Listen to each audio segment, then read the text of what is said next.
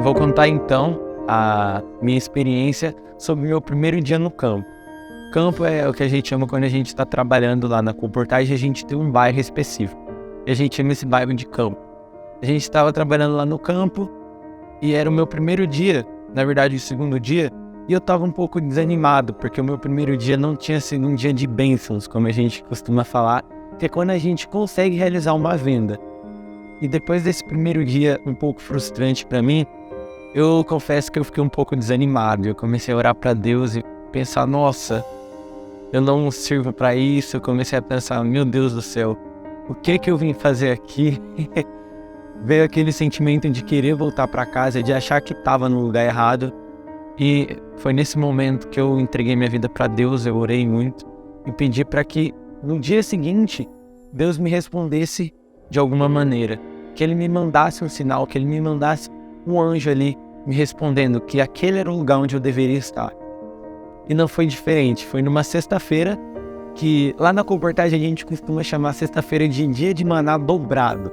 Foi numa sexta-feira em que eu estava no meu campo, trabalhando, e logo na última oferta que a gente chama, quando a gente vai bater na casa de alguém e abordar, eu já estava desanimado novamente, porque não tinha acontecido nada durante o dia inteiro. E no último momento da minha sexta-feira, eu havia marcado uma visita, que eu voltar na casa de um senhor, e chegando na casa dele, infelizmente não foi possível realizar aquela visita.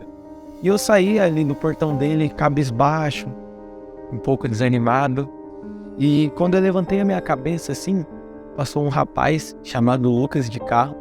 Ele acenou para mim e falou assim, oi! Ele perguntou se eu já tinha almoçado. E eu já tinha almoçado, só que eu aceitei o convite dele para almoçar, para entrar na casa dele, fazer uma amizade com ele, apresentar o projeto. E aí ele falou assim, eu moro ali e tal. E Deus foi tão maravilhoso que eu nem precisei bater na casa dele, ele já me convidou para entrar. E aí lá eu fui conversando com ele e tal. Fui criando laços de amizade com ele, descobri que ele era um adventista afastado. E depois de um tempo conversando, eu expliquei para ele melhor o que era comportagem. Ele já sabia um pouco do que era comportagem. E no decorrer da conversa ele me perguntou se eu tinha algum livro na minha mochila.